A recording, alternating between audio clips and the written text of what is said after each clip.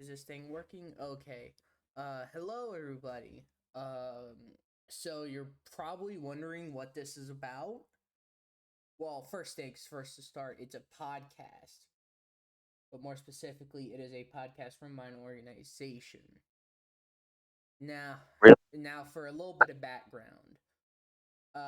I am Joshua Sheffield, the founder and sitting president of the National League of America, an organization dedicated to the preservation of civil liberties and the Constitution, the Bill of Rights, and the founding texts that have made America. And with me, I have someone that goes by the name Mr. NATO, basically our certified warhawk. So you can go ahead and introduce yourself. Howdy. Mr. NATO. Yeah, that's pretty much about it. I think you guys can kind of guess everything about my politics from that. Mm-hmm. And, well, which state are you from? I'm from the great state of Nebraska, greatest state in the Oh, union. greatest state in the union, guys.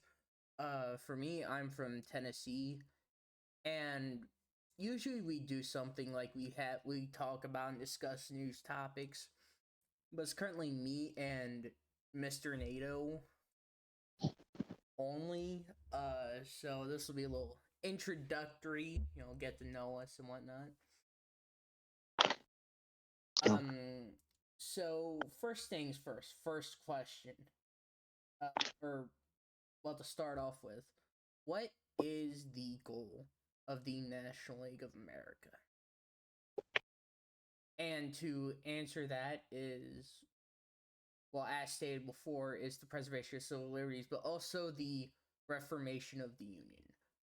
We believe that the current government and the current uh, electoral college and the parties in charge have neglected and left the American people and its system to rot. I think you should go more in depth on that electoral college part. Be more specific. You're kind of leaving it pretty broad and open. Uh,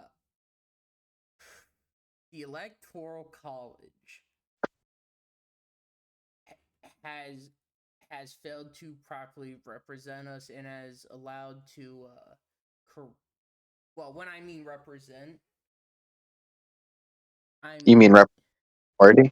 You mean like, because if we based off of pure popular vote, globally, you'd probably see the worst things everywhere.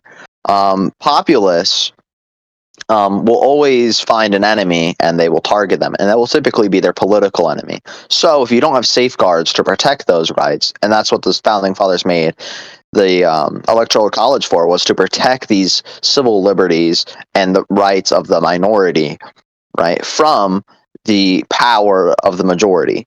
And that's why we have the electoral college. It has not failed. It has actually worked perfectly. Um, its intended purpose was to give power to the minority and to weaken the majority. It has done that with complete success. If you don't like its purpose, that does not mean it's bogged down, it doesn't help the people.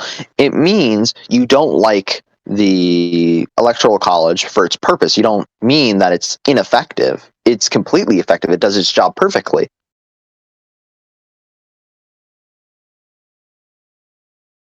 mm-hmm, and and you have your opinion. We can agree to disagree, but but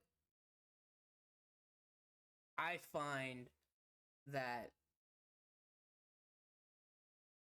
with uh so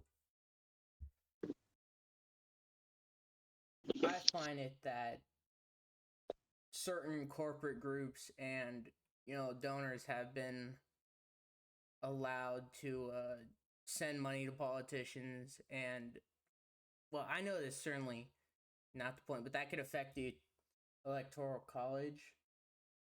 No, Phil, there have the been elect- other parties and other groups that may be the minority and that aren't white supremacists or whatnot, or like third parties that have been left out of the electoral process.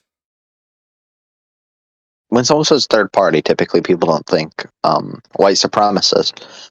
Typically, I think libertarians, the Solidarity Party, socialists. I don't know why the specification of white supremacists was needed, but in response to that, no, it's actually been the greatest safeguard against corruption, right? Because now you're forcing lobbyist groups from, rather than just needing to appeal to the basic public, right, to just everyone, they need to appeal to 50 individual states, making it much more difficult to bribe voters because you have to then appeal to 50 individual states. It protects our elections, right? If you look at any other election, you have an entire nation, right, with only one voting system, right? Where in the great state of America and Nebraska, we have a completely different system than in Connecticut. Connecticut counts their votes, right, separately than Nebraska. So let's say you have a few issues in one of them. It doesn't jeopardize the entire election process. It only jeopardizes the election process of that state. It's 50 individual elections and making it much safer.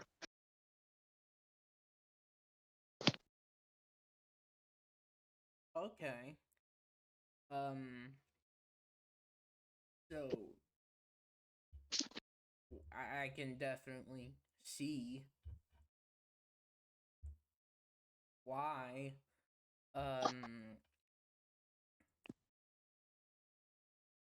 and that, huh? Okay, I forgot what I was gonna say for a moment. Okay. So yeah. All right. Well, besides that debate on the electoral college, which I mean, NATO does have good points, I will admit. I feel I should address the question in this topic. In this episode, uh, um, the policies regarding gender, race, and other ideologies that are allowed within the National League. Now, when it comes to gender and race, I do not mind. I do not mind, and I will not discriminate both within the organization and personally. Well, shit, let me reword that. It sounds like an apology. Have you discriminated? Is it No, like, well, no. or like, this sounds like an apology video? Yeah, I know. I'm just terrible at wording, man. It is what it is. All right. Uh, the National League does not discriminate when it comes to race or gender. Like, if you're an African American that wants to join the National League, I'm all for it. We have, if you're a female that wants to join the National League, I'm all for it. I see well, within organization policy, discriminating or declining someone, or even just blocking them out of the of wanting to join the National League is against organization guidelines, and can actually get the person responsible kicked out.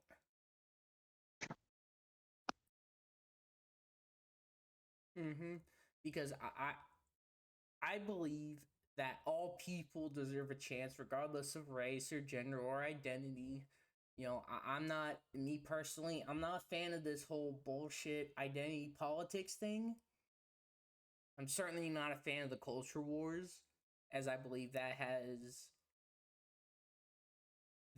has done an effect on the social division of the United States.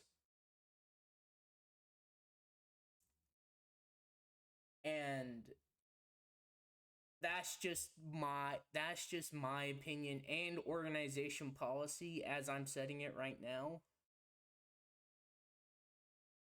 So yeah. In terms of ideologies, I mean, we will allow anything, like, moderate to right and left, liberals, conservatives, centrists, libertarians. If you're within that general spectrum, then you're good to join. We're not gonna block you out because of ideology. However, there are a few exceptions. Most importantly, we will definitely not allow fascists. We will definitely not allow Nazis. We will not allow Maoists, Stalinists, communists. The only furthest we would go is Libertarians. national populists. And for the left, the furthest we would allow is democratic socialists. So communists. Communists that don't want to kill people. Yeah. As democratic socialists are just commies that don't want to kill people. That's all they are. Yeah.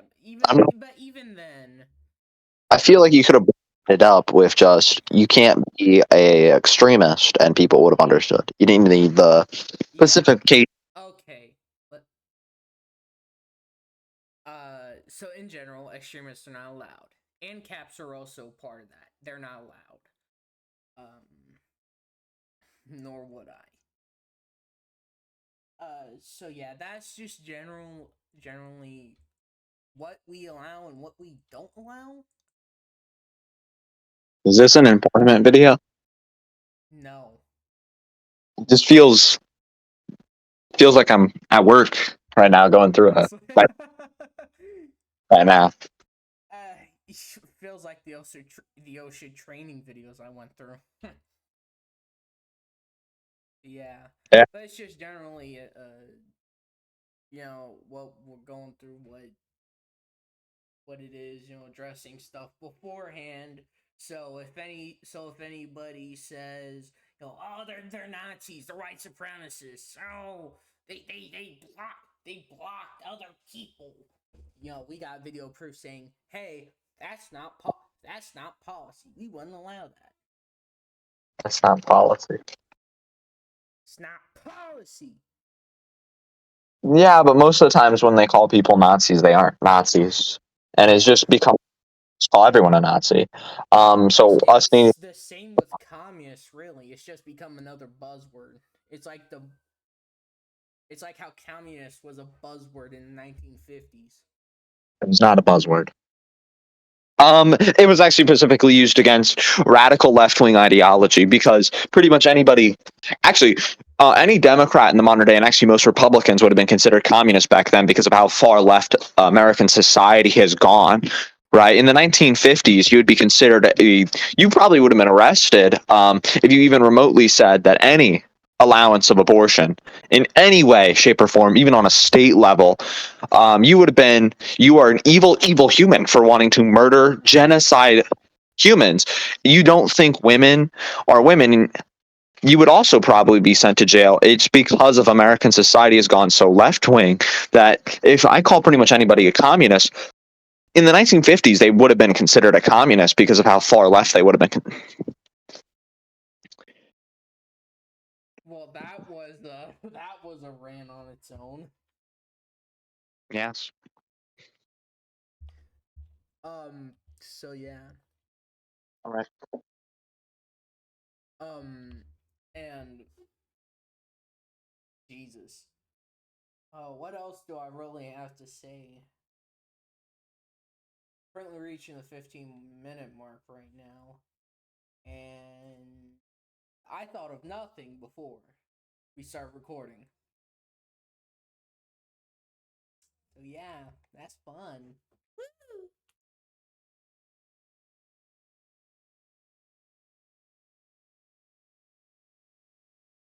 Yeah, but um, so more about who I am really, or well, really, I'm just some That's- guy. Okay, let's Oh, admit we're all just some random people who decided to do this thing. Uh, for me, I never expect political activism and politics was never a thing I thought I would actually take seriously. Thing I never thought I'd actually do. But with the state of the economy and the state of the world and generally the state of the situation of the United States, uh, I felt more and more compelled to begin doing this, political activism and whatnot. yeah. Well, Mr. Jonah, I think that 20 minutes is a reasonably sized podcast for an intro, considering that almost the entire podcast crew is not currently in attendance. Yeah, and you making it longer with that rant. I think my rants were, Well justified, yes. yeah. Well, I was gonna say a highlight, but that would be unhumble of me to say. So, Okay. I don't- Well, shit. Well, excuse my language. This was a very interesting introduction episode, but really we had nothing to talk about. So, I mean, it I'd was end it there. okay. And to end it off with, I hope you all have a good weekend, and we will record next Saturday at about 7, same as usual. Okay. And so, yeah, I hope you have a good day. This is Joshua Sheffield signing off the podcast. Goodbye.